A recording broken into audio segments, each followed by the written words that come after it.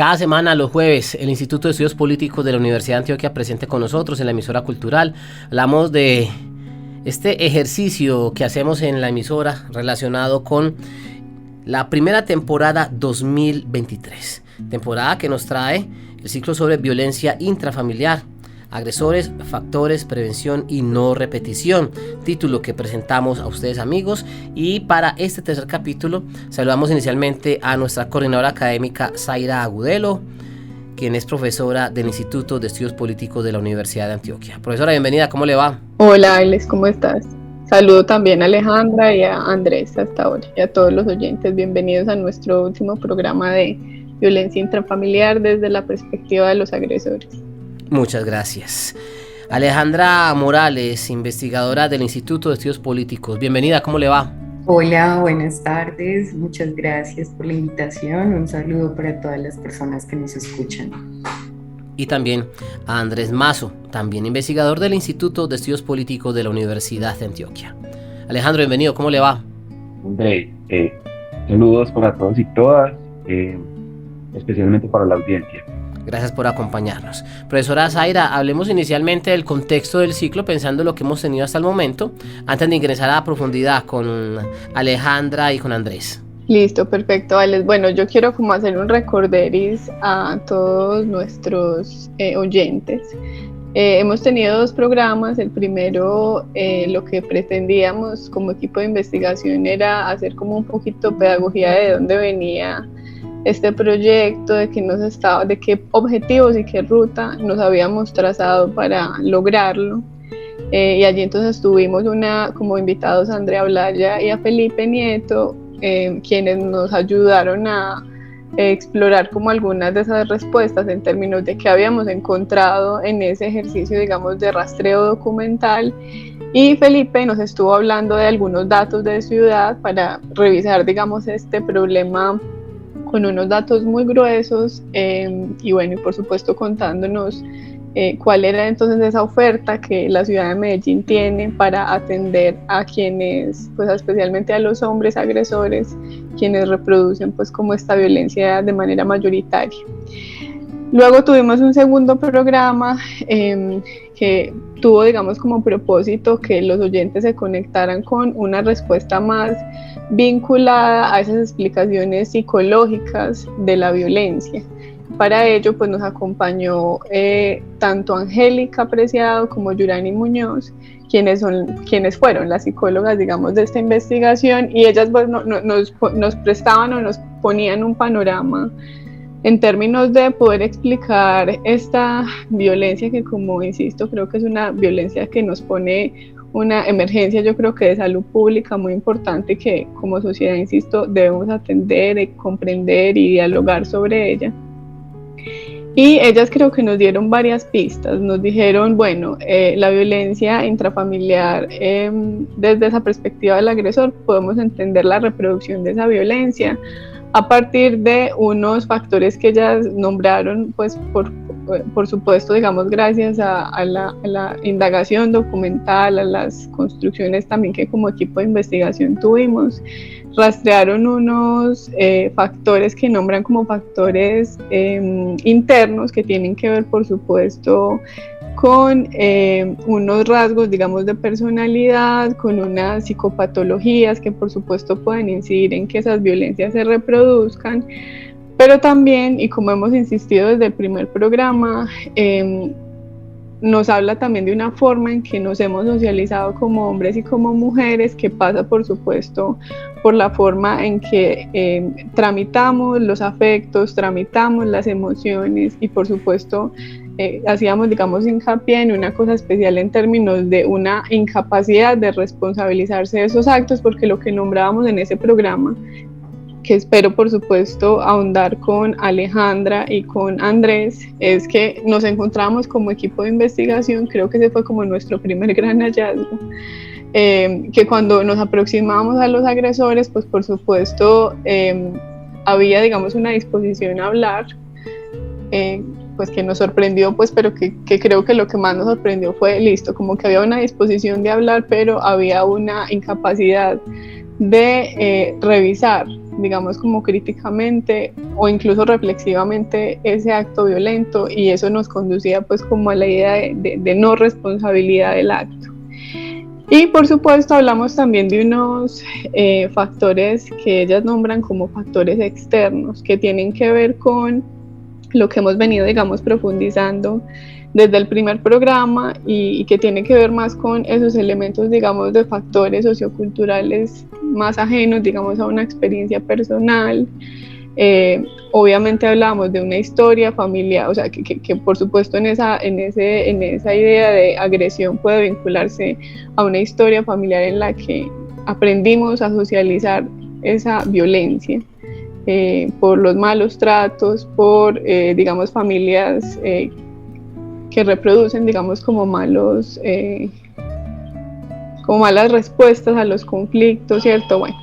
Y también decíamos, por supuesto, que ahí habían otros factores como la insatisfacción, digamos, de necesidades psicológicas básicas, el abuso de sustancias, y bueno, y como que eso lo contrastábamos un poco con los elementos que hemos venido, digamos, rastreando y como compartiendo con quienes nos escuchan. De manera que lo que hoy queremos como profundizar es que pudiéramos concentrarnos en tres cosas, diría yo. Como que digamos como que nuestro punto de llegada, que por supuesto es una pregunta que sigue abierta y que como equipo de investigación siempre hemos insistido en que esta fue una investigación de 2 meses, y que por supuesto amerita que otras personas desde muchos espacios, digamos, de la sociedad se sigan preguntando por el origen, digamos, como de la agresión, por cómo dejamos de reproducirla, ¿cierto? Por cómo dejamos de generar, digamos, las heridas y los daños que deja la violencia intrafamiliar en tantos seres. Pero entonces como que uno de los, digamos, como de los puntos más importantes a los que llegábamos por nuestra formación también como politólogos, politólogas, trabajadores sociales, psicólogos, y bueno, todos los que estábamos ahí pues como desde esa mirada interdisciplinar, creemos que ahí hay digamos como un fenómeno que puede detener esta violencia, y tiene que ver por supuesto con la idea de preguntarnos por cómo nos estamos socializando, ¿cierto? Al interior de muchos espacios. Y por eso hablar entonces hoy de esa forma o esa idea de la masculinidad, que creo que los oyentes y todos y todas a quienes nos interesa este tema, empezamos a escuchar mucho, digamos, la respuesta ahí, ¿cierto? Vinculada en una forma de ser hombre. Otra cosa que quiero, digamos, proponer para la conversación de hoy es no solamente eso, sino bueno, que eso se vincula con una cosa específica que es la socialización del género, y bueno, que a partir de esos elementos pues podamos contarle a los oyentes finalmente entonces cuáles fueron nuestras recomendaciones para la administración y para la sociedad en términos de tratamiento de este problema. Entonces yo quisiera como que esta conversación pudiera comenzar con Andrés. Yo quisiera que él nos contara a todos y todas qué es eso de la masculinidad hegemónica, ¿cierto? Y cómo esa perspectiva terminó atravesando la investigación, ¿cierto? ¿Por qué llegamos ahí? ¿Qué terminó, digamos, ayudándonos a entender esa perspectiva, digamos, como teórica, o mejor conceptual? Dale, Andrés. Bueno, considero que la masculinidad hegemónica es un concepto que se da y que evoluciona de alguna manera gracias a los estudios feministas y a los estudios de género, y de alguna manera es un concepto al que se llega, digamos, por la pregunta de cómo es precisamente esa socialización del género para los hombres de lo que Zaira nos ha venido hablando. Entonces, se encuentra que existe, digamos, una masculinidad hegemónica, podría nombrarse también como predominante, porque se posiciona una forma de ser hombre como el referente para el resto de los hombres y para su aprendizaje y para sus conductas, ¿cierto? Entonces allí se ubican, digamos, como unos estándares que son deseados o temidos por parte de los hombres, que claramente, hay que nombrarlo desde un inicio, no es una masculinidad que se pueda percibir ni en todos los hombres, ni predominantemente en un hombre, sino que es una masculinidad que de alguna manera puede fluctuar, puede a veces ser un poco más intensa en algunas personas que otras, Hay personas que digamos que tienen una respuesta a esta normatividad de género más fuerte, se vinculan más, digamos, con esos aprendizajes y esos referentes de género, pero también hay hombres que, digamos, que son críticos a ese tipo de masculinidad hegemónica. Entonces, es importante hacer esa aclaración al principio, pero también es importante reconocer este concepto porque nos ayuda a pensarnos esa educación de los hombres, digamos eso vinculado también con diferentes fenómenos que ahorita les diré pues cómo se relaciona también con esta investigación que llevamos a cabo. Entonces, esos estándares deseados y temidos de los que habla la masculinidad hegemónica han coincidido teóricos y teóricas que tienen que ver con, primero, no tener nada de mujer o de maricón.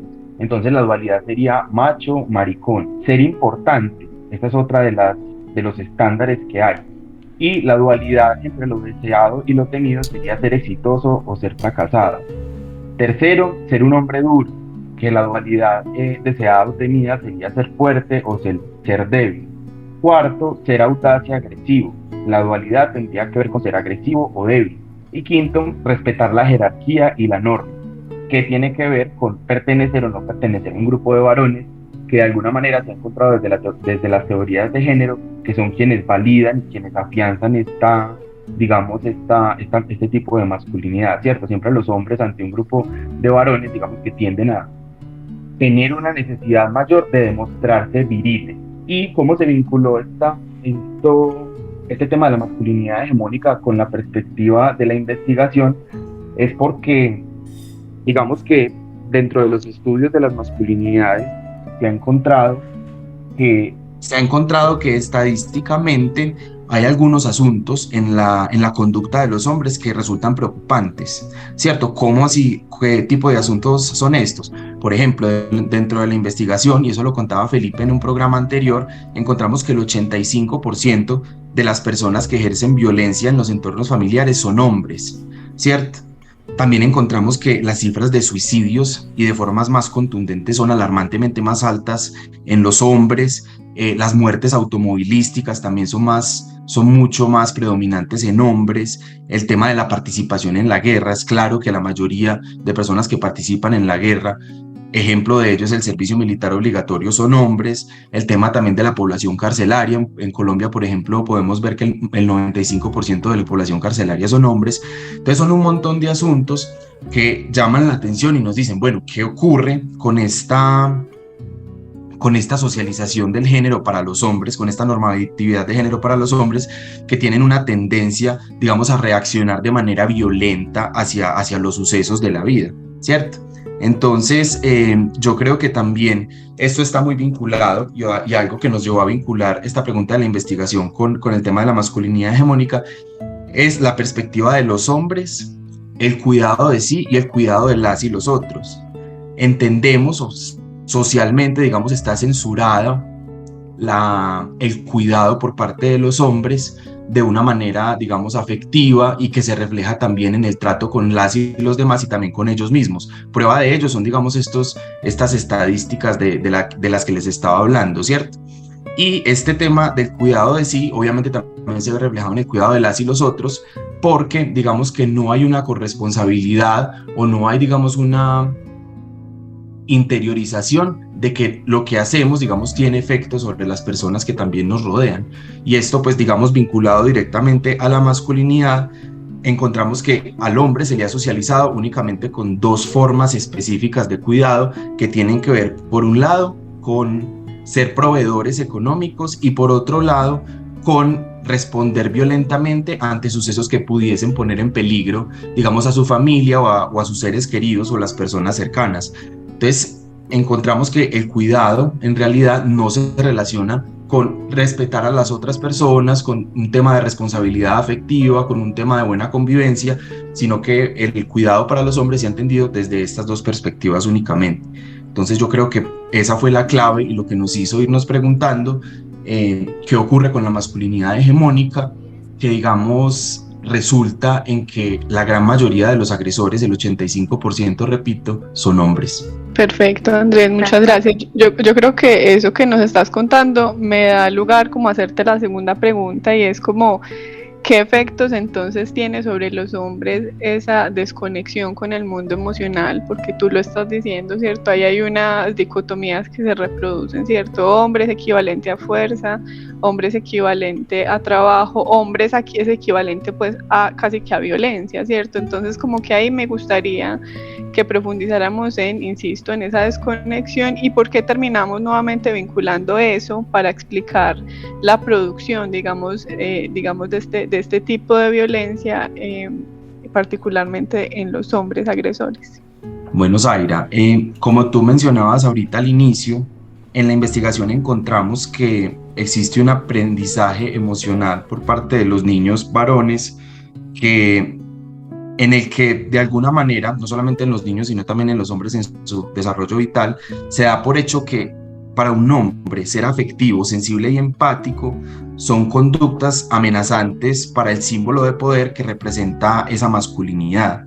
Entonces, desde niños hay, digamos, una normativización de los cuerpos masculinos en tanto se les sugiere, se les pide, digamos, que no expresen cierto tipo de emociones, ¿cierto? Y más bien se les exacerba o se les pide también que expresen más emociones como la ira, como el enojo. Entonces, nosotros encontramos en la investigación, en distintos estudios longitudinales, que, digamos, es distinto el tema de la expresión emocional a la experiencia emocional. Entonces, aquí me parece importante contarles que desde la psicología se entiende la experiencia emocional, digamos, como lo que ocurre internamente cuando recibimos un estímulo afectivo, ¿cierto? Pero el tema de la expresión emocional se refiere a la forma en cómo lo expresamos, cómo lo sacamos, cómo lo manifestamos, cómo lo compartimos con otras personas. Entonces, lo que encuentran estas psicólogas es que efectivamente los hombres, en digamos, estudios longitudinales, me refiero a que son aplicados a una gran cantidad de hombres que responden a ciertos estímulos y manifiestan de qué forma lo sienten. Entonces se encontró que la experiencia emocional, es decir, la forma en la que vivimos internamente las emociones, somos muy similares los hombres y las mujeres, ¿cierto? Es decir, la experiencia, o sea, los estímulos nos generan las mismas sensaciones muy similares. También sentimos tristeza, también sentimos miedo, también sentimos ganas de llorar, también sentimos claramente ira, claramente enojo, con una intensidad muy similar. Pero la gran diferencia radica, según los estudios que revisamos, en la forma en la que expresamos esas emociones. Porque entonces socialmente hay una censura que, digamos, prohíbe y está, digamos, normativizando las formas en las que los hombres pueden expresar sus emociones. Entonces, en asuntos tan simples como, por ejemplo, en la infancia, cuando se le pide al niño que no llore, se le está censurando la tristeza, que es humana y que, como les he dicho, digamos, tiene una experiencia interna igual a la de las mujeres, pero que no se permite, digamos, expresar, ¿cierto? Entonces, lo que ocurre y lo que nos encontramos con este tema de la desconexión del mundo emocional, que es la pregunta que me hace Zaira, es que efectivamente, digamos, la no posibilidad de expresar abiertamente estas emociones hace que de alguna manera se vayan acumulando, no se permita hacer un buen trámite y una gestión de estas emociones, y que posteriormente, digamos, esto pueda desencadenar también en hechos exacerbados de ira, de enojo, porque como no, digamos, no se le da un trámite correcto al momento de la emoción. También les he explicado que eso tiene que ver pues como con un tema social, ¿cierto? Sentimos igual. Yo creo que eso es un mensaje importante que nos deja la investigación. Tenemos una experiencia emocional igual, incluso podría ser más intensa dependiendo, digamos, del sujeto, pero es la censura social, digamos, la forma en la que podemos o no podemos expresar las emociones, la que, digamos, tiene consecuencias nefastas para este tema de la esfera familiar, ¿cierto? Entonces esa fue la relación directa que encontramos, además de que no existen, digamos, unos canales claros para la expresión de esas emociones. Por ejemplo, nos encontrábamos con que a los hombres les cuesta más acudir a consultas psicológicas. Yo creo que eso ya se conversó también en el programa pasado con las psicólogas.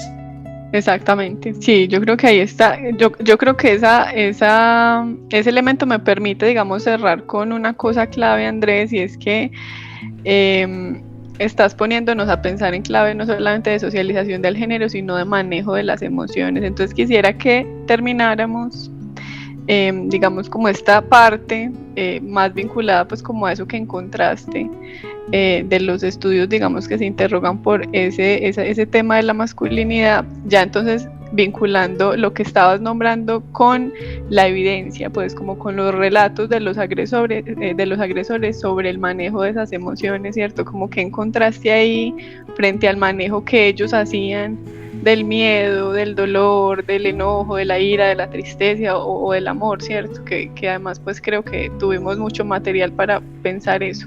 Ok, pues yo considero, Zaira, que lo que se ve en términos generales, digamos que es una comprobación de lo que estábamos leyendo en la teoría y de lo que hemos venido conversando.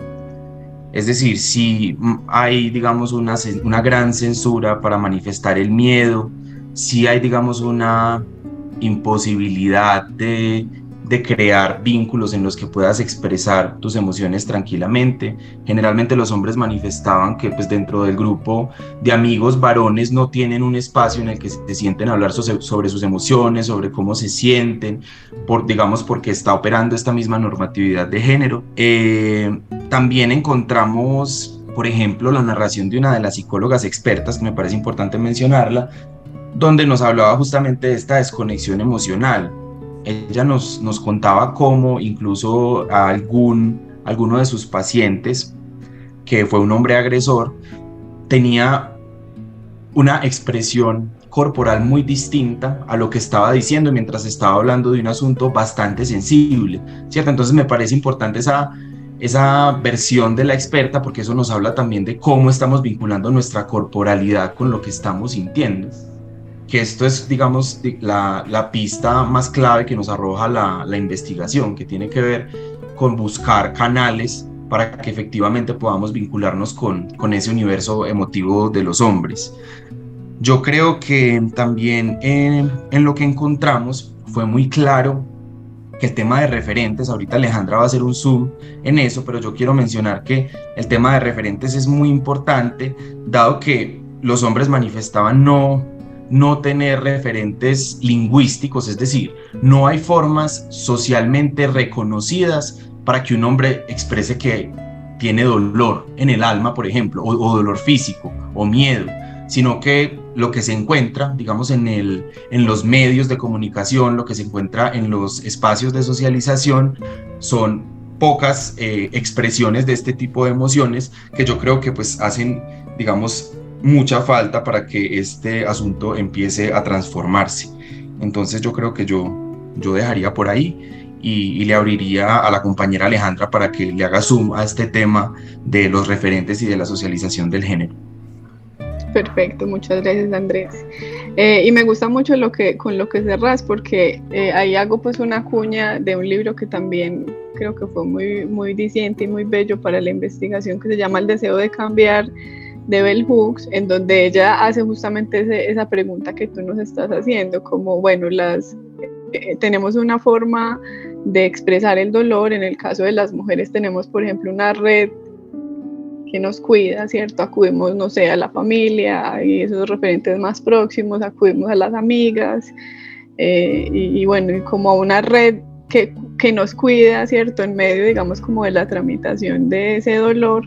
Y ella dice, pero ¿dónde ponemos el dolor de los hombres, cierto? Como que creo que ahí hay una cosa que nos lleva nuevamente entonces a la pregunta por los socializadores del género, la socialización del género, y bueno, ¿y qué efectos tiene eso en términos también del tratamiento de esta violencia? Entonces creo que esa es una muy buena entrada para aproximarnos a nuestra experta Alejandra Morales.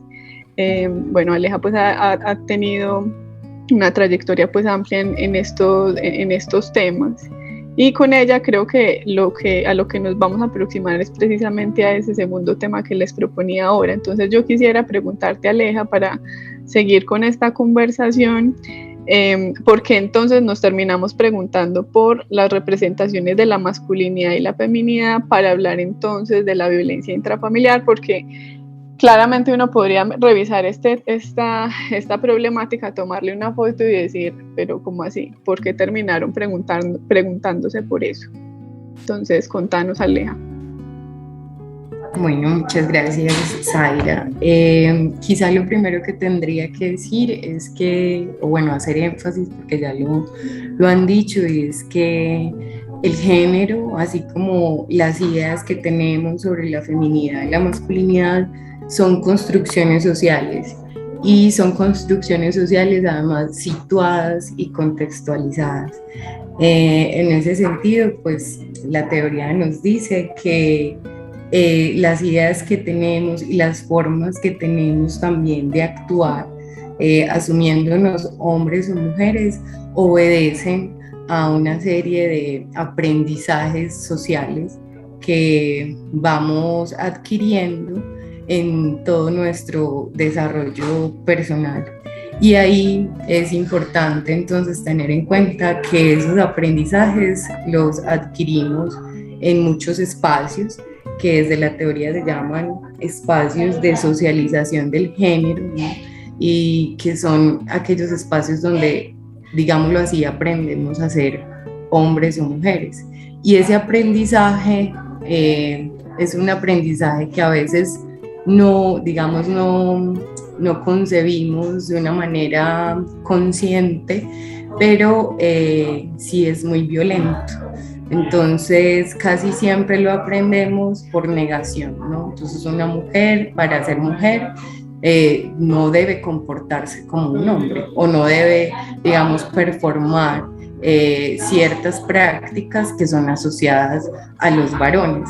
Y esas ideas que tenemos de la feminidad y la masculinidad hacen parte, pues, como de ciertas ideas, ciertos mitos, ciertas construcciones que social y culturalmente hacemos, que a veces también naturalizamos o adjudicamos a la naturaleza, ¿no? Como entonces entendemos que los hombres son de cierta manera o más fuertes o más rudos o que no expresan ciertos sentimientos porque eso obedece a su naturaleza, y de igual manera a las mujeres. Pero lo que es importante entender es que no hace parte de ninguna naturaleza, y en ese sentido pues es aprendido. ¿Aprendido dónde? En la familia, en la escuela, en los medios de comunicación, pero también en el barrio, en la universidad. En la investigación nosotros hicimos énfasis sobre todo en la familia, la escuela y los medios de comunicación, porque consideramos, pues como analizando los datos, los relatos, que esos espacios de socialización son como los más significativos dentro de, digamos, la trayectoria de vida de una persona. Sin embargo, no es para pensar, ¿cierto?, que entonces todo es culpa del entorno familiar, porque ahí también reproducimos ciertos estereotipos, ¿cierto?, ideas que tenemos ya previas sobre lo que debe ser una familia, ¿no?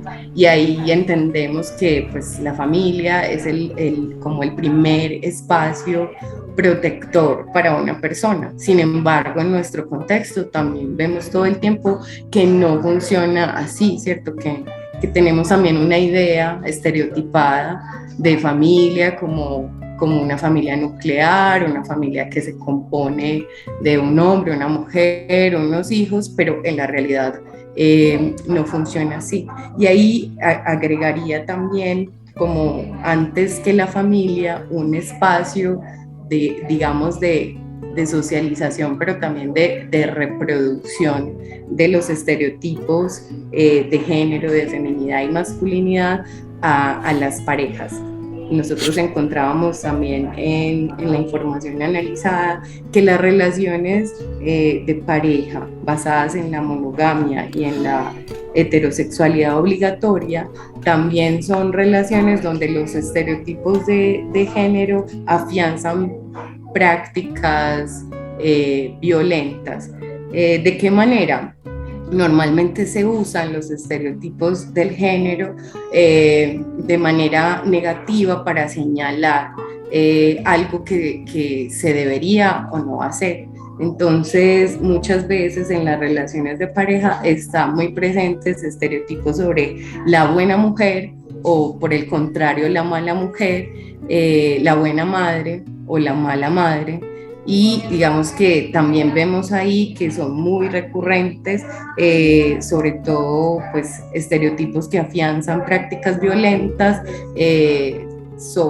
especialmente sobre las mujeres, pero también cuando se habla de los estereotipos masculinos, pues también digamos que lo que encontramos ahí es la exaltación, como le decía Andrés ahora, la exaltación de ciertas cualidades o ciertos valores que también culturalmente se le han adjudicado a los varones, como la fuerza, como la rudeza, para también dejar, digamos, en desprecio otras formas y asociar, digamos, ciertos asuntos de debilidad o de emocionalidad o de sensibilidad a formas feminizadas, ¿no? Y ahí viene también entonces un tercer estereotipo que no está sobre las mujeres o los hombres, sino también sobre las personas que no encajan dentro de esa idea de hombre-mujer,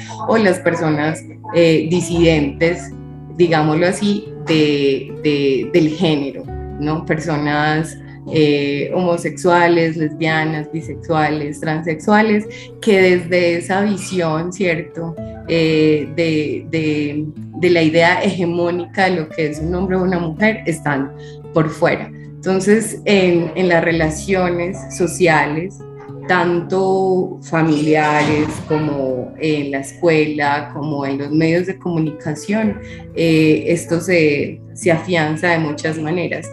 Por eso también hacíamos énfasis en los medios de comunicación como un digamos, un espacio de socialización importante, significativo, del cual también se aprenden estas ideas y que se ve reflejado también en las formas en cómo se construyen, por ejemplo, los personajes de ficción, las formas como se reproducen las relaciones familiares y digamos la reproducción del trabajo en los hogares y del cuidado, ¿cierto?, adjudicado a las mujeres, por ejemplo, y a los hombres otro tipo de trabajo como el ser proveedores. Y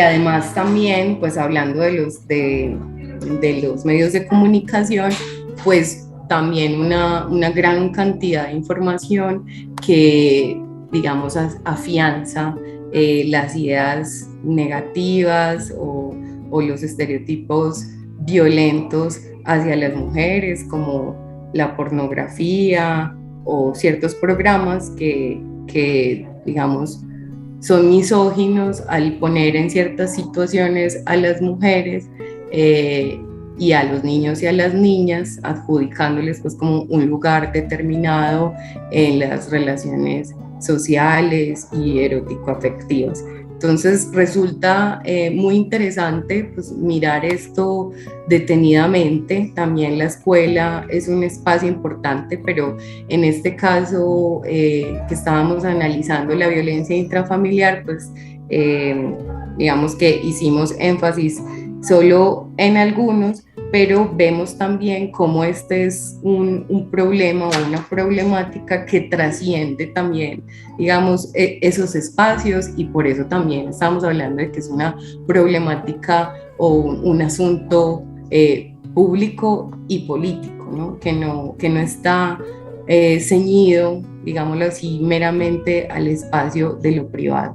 Entonces, bueno, les contaría eso por ahora, pero es, digamos, un gran campo de reflexión donde mirar cómo se enlaza, ¿no?, ese espacio de socialización con la construcción de estereotipos de género, de masculinidad y feminidad, además asociados también a un contexto, a un territorio, que en nuestro caso Medellín no pudimos ahondar mucho en eso, pero una pista grande, digámoslo, para seguir la investigación tiene que ver con cómo esas relaciones también se ven afectadas y digámoslo así, determinadas de alguna manera en contextos donde hay militarización y conflicto armado, donde también las construcciones de hombre y mujer están determinadas por esas relaciones. Entonces, en contextos de conflicto armado, de militarización, pues el estereotipo de género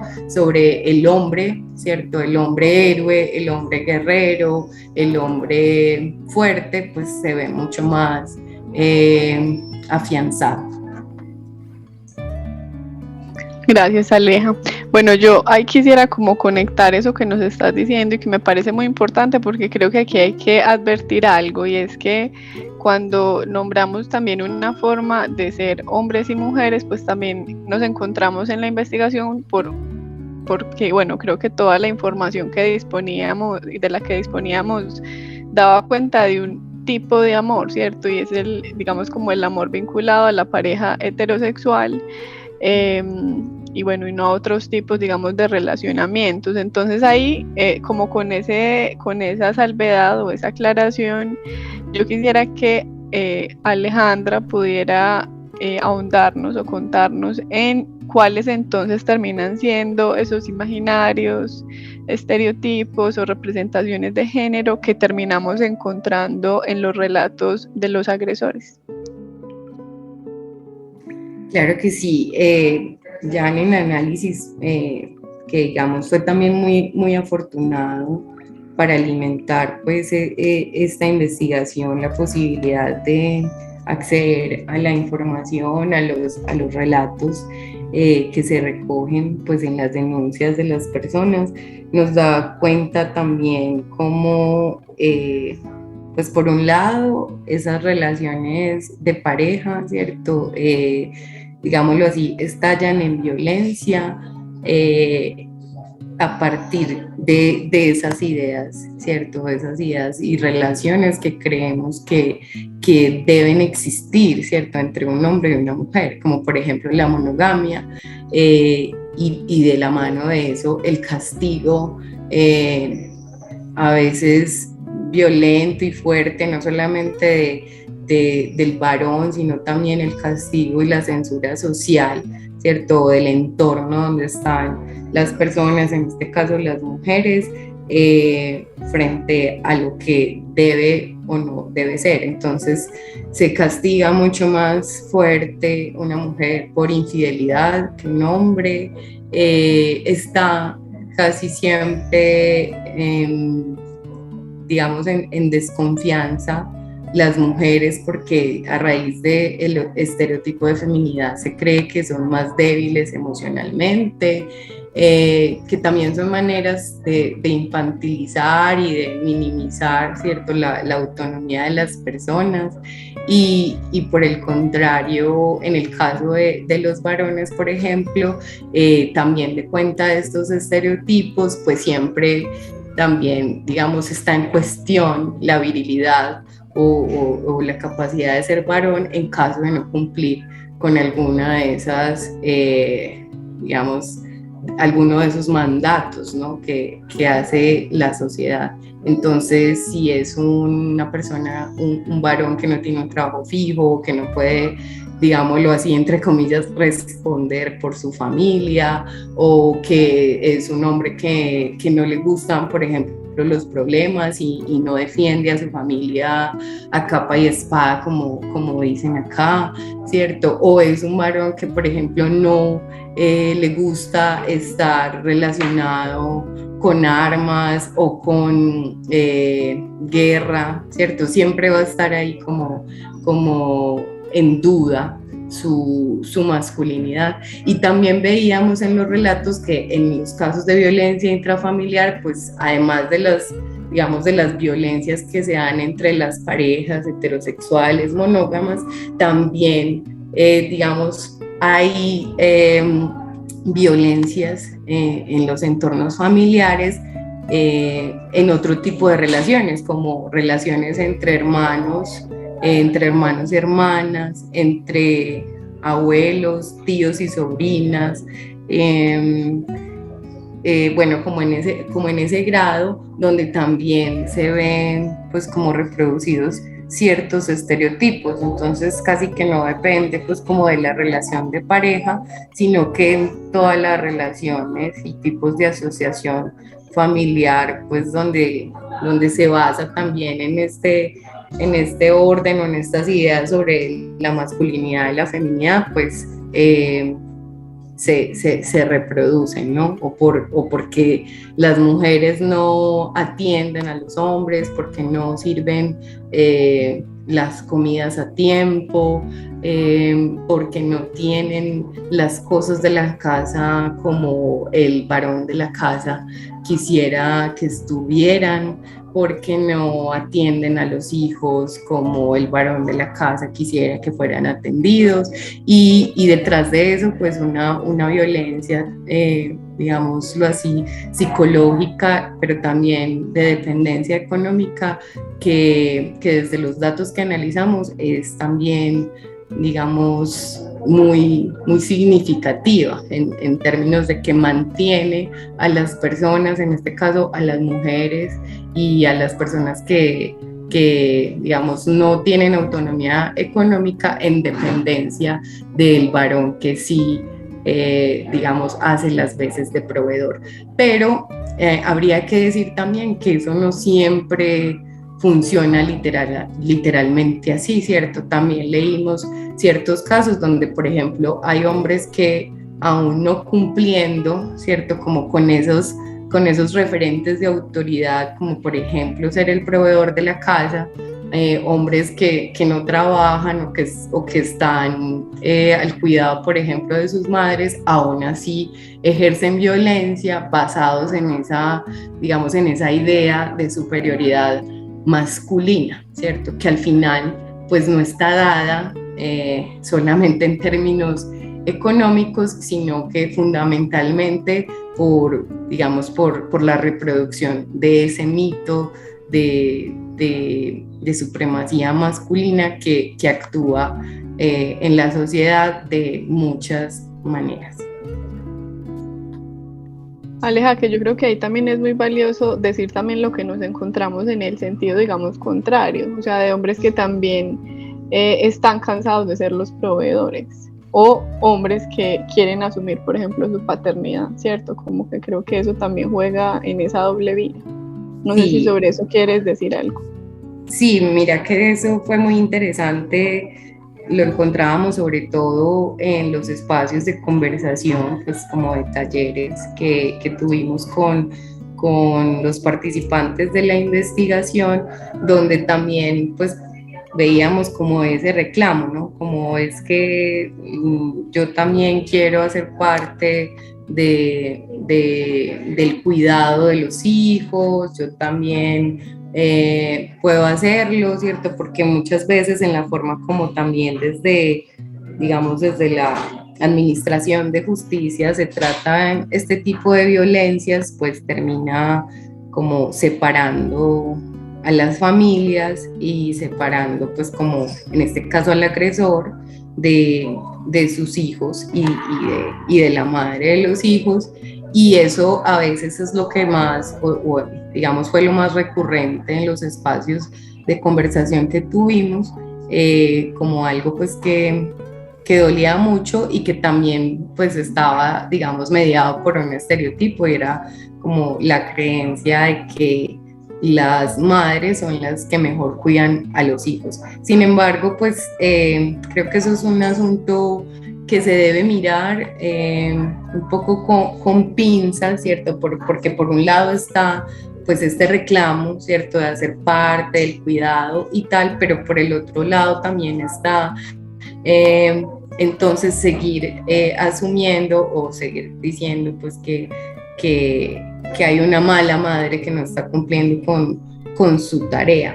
Creo que el tema de los estereotipos es bien interesante, bien complejo. Lo que nos pone también es a preguntarnos sobre este asunto desde la complejidad, pero en definitiva creo que el hecho de haber podido escuchar también la perspectiva de quienes, digamos, han sido agresores o han ejercido la violencia, nos ha ampliado también la perspectiva frente a cómo tratamos esa idea de los estereotipos de feminidad y masculinidad, y cómo en ciertas ocasiones estos estereotipos para lo que sirven es para reforzar ciertas prácticas de violencia basada en el género.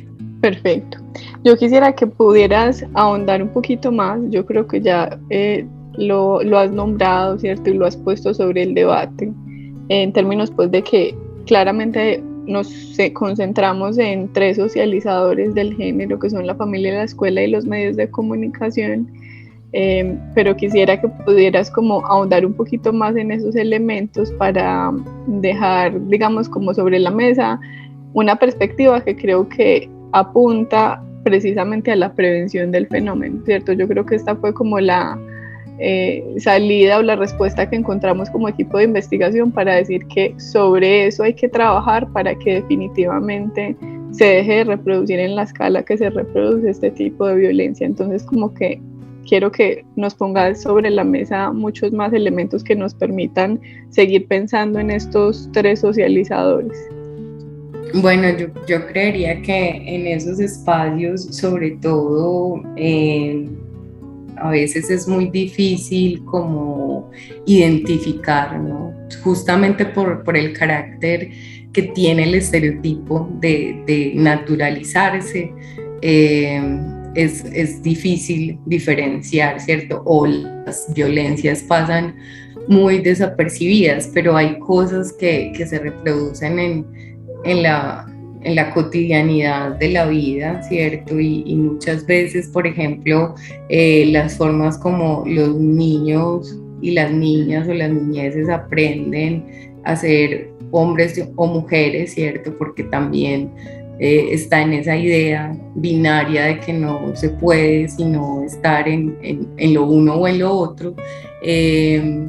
También es mucho por la repetición de lo que ven los niños y las niñas. A veces las personas adultas viven como si los niños y las niñas no entendieran, pero todo el tiempo están repitiendo nuestras prácticas. Entonces, no sé, poner atención a ciertos castigos, a ciertas palabras, ¿no? Como el hecho, por ejemplo, de castigar a un niño porque no quiere jugar a la pelota o porque quiere jugar con una muñeca, ¿cierto? Son prácticas absolutamente violentas que se reproducen tanto en la familia como en la escuela. Por ejemplo, en la escuela sabemos también que es un entorno donde las violencias y el bullying a veces se exacerban y donde también está muy presente, ¿cierto? Esa división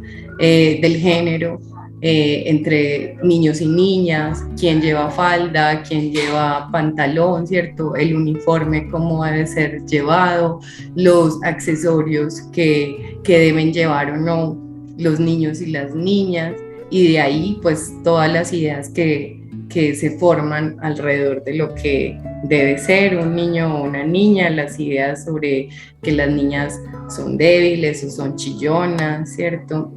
Y ya en los medios de comunicación, pues creería yo, no solamente porque estemos en este espacio, sino que es además un espacio muy potente para lo que decías, la prevención y la eliminación de las violencias, donde es importante poner atención a la manera como desde allí se reproducen estos estereotipos de feminidad y masculinidad en la creación de contenidos que reproducen esas relaciones y que además dejan por fuera otras formas, otras experiencias de vida que no siempre se entienden desde esa relación de lo masculino y lo femenino. Entonces, creo yo que lo importante sería pensar esos espacios de socialización escuela, familia, medios de comunicación, no como espacios separados, sino como espacios de interacción, ¿no? Porque lo mismo que el niño, la niña o incluso una persona adulta está viendo en la televisión, lo reproduce en su vida cotidiana y asimismo en el colegio, ¿no? Las relaciones jerárquicas también, los castigos por no llevar el uniforme, ese tipo de cosas que parecen a veces como insignificantes, realmente son las prácticas que están afincando cada vez más esas relaciones violentas. Entonces diría que es importante entender los espacios de socialización como espacios que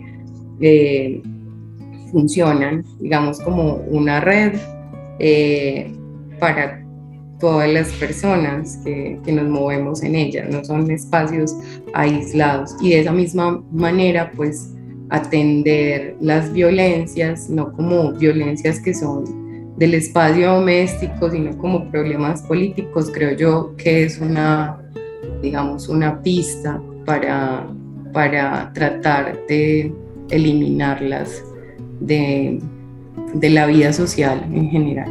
Muchas gracias, Aleja. Yo creo que cerrás con una pista que también nos persiguió por fortuna desde el inicio de la investigación, y es que parte, digamos, de la claridad con la que tenemos que mirar la violencia intrafamiliar es precisamente eso, ¿cierto? No podríamos decir que esa violencia pues responde a una conducta individual, sino que todos y todas como sociedad tenemos responsabilidad en la reproducción de una violencia que sin duda vemos es estructural, ¿cierto? Y obedece a todos estos factores de los que nos has hablado, pero que también nos ha hablado Andrés el día de hoy.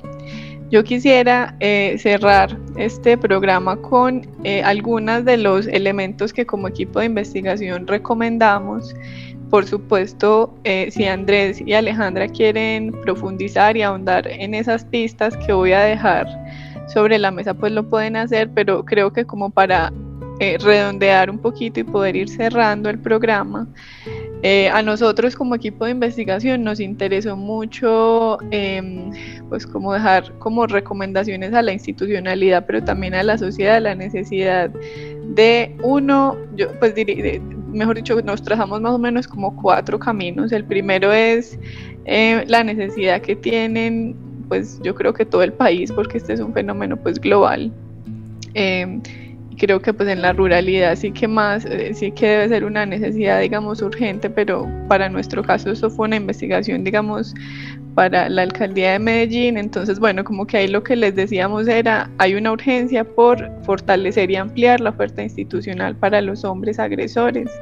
Como les veníamos como anunciando desde el primer programa, nosotros creemos que es vital que la institucionalidad pública mejore, digamos, la atención psicológica que hay para ellos. Esto quiere decir que nos interesa como investigadores recalcar que por supuesto la alcaldía de Medellín hace un esfuerzo importante en intervenir este tipo de violencia, pero hay, digamos, una ausencia de ampliar de forma sustantiva la atención hacia los agresores, y ahí estamos hablando de la necesidad, pues como imperante, de que haya digamos como un aumento del número de las sesiones, porque como Felipe se los contaba en el primer programa, quien comete, digamos, una violencia del interior del hogar y termina, digamos, en estas vías institucionales, termina recibiendo 5 sesiones, digamos, como psicoeducativas. Y bueno, y sabemos todos y todas que lograr, digamos, como generar un cambio en esa conducta requiere de un ejercicio no solamente de voluntad y de conciencia, sino también de una temporalidad pues como distinta, y eso implica también entonces pensar no solo en aumentar ese número de sesiones, sino también de aumentar la oferta que se tiene para ellos, pero también de descentralizar la capacidad de atención, porque sabemos que son muchos y muchas las funcionarias que le meten, digamos, el pecho a esta problemática como todos los días, pero creemos que, insisto, ahí debe haber, digamos, una ampliación de esta atención. Muchas gracias, Andrés, muchas gracias, Alejandra, y bueno, ya quedamos entonces en manos de Alex, no sin antes despedirme también y agradeciéndole a los oyentes por haberse conectado en estos 3 programas en los que tratamos de reflexionar alrededor de la violencia intrafamiliar desde una perspectiva que, como insistimos, ha sido muy poco explorada y que invitamos a seguir explorando, que es la perspectiva del agresor. Y por supuesto, profe, le agradecemos a usted el apoyo en esta coordinación académica para el desarrollo de este primer ciclo 2023. Igual vamos a continuar con usted para el próximo ciclo, y la invitación a nuestros amigos, amigas oyentes es que estén al tanto de los contenidos de la radio pública del departamento de Antioquia. Andrés Mazo y Alejandra Morales, investigadores del Instituto de Estudios Políticos de la Universidad de Antioquia, nos acompañaron. Andrés, muchas gracias, que esté muy bien. Hasta luego, muchas gracias. Alejandra, que esté muy bien. Muchas gracias igualmente para todos ustedes y para todos los oyentes. Profesora Zaira, nos encontramos entonces en el próximo ciclo. Perfecto. Bueno, y ustedes, amigos, amigas oyentes, luego de una breve pausa continuamos la franja de la emisora cultural con la Red 57 y los jueves 4 a 5 de la tarde con el Instituto de Estudios Políticos de la Universidad de Antioquia. Zaira Gudelo es nuestra coordinadora académica desde el Instituto para este primer ciclo. También Yulet Guevara, desde el Instituto en Comunicaciones y Redes Sociales, hace parte de este equipo de trabajo. William González en la operación sonora, quien les habla, Alexander Otálvaro Villada en la conducción. Dirige la emisora cultural Universidad de Antioquia, Sistema de Radio Educativa, Beatriz Elena Mejía Mejía. Gracias por acompañarnos y continúen con la señal de la radio pública de nuestro departamento. Hasta pronto.